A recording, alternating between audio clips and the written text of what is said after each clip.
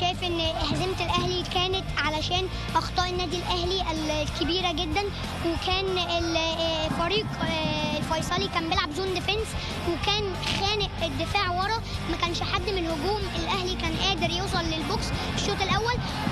كنا بنشوف تقريبا اللي بيلعب زون ديفنس بيبقى قافل قوي، لكن برضو كان الفيصلي شرس على دفاع الاهلي وعرف يستغل الغلطات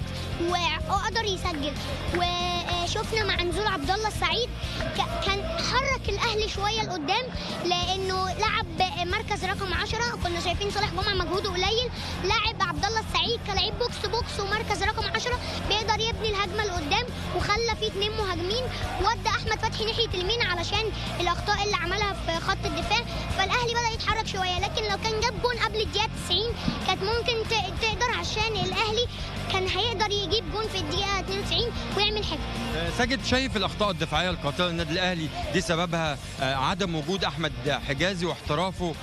خارج مصر؟ لان حجازي من اللعيبه المساكين بتلعب كوره على الارض وعاقل، يعني بيعرف يتحكم بالكوره، لا غير رامي ربيعه بعد الاصابه يمكن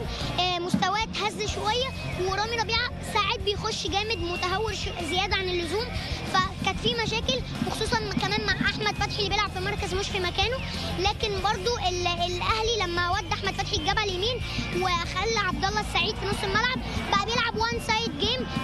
الفيصلي بقى بيلعب على المرتده، ما كناش بنشوف غير الاخطاء من الاهلي اللي وصلت الفيصلي. شايف بعد صعود الفيصلي الاردني مين يواجهه في النهائي ومن يفوز بالبطوله؟ انا اتوقع الترجي، لان الترجي من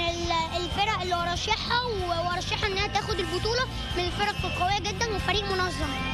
خروج جماهير الاهلي حزينه النهارده بعد الخروج من البطوله العربيه. انا بقول لهم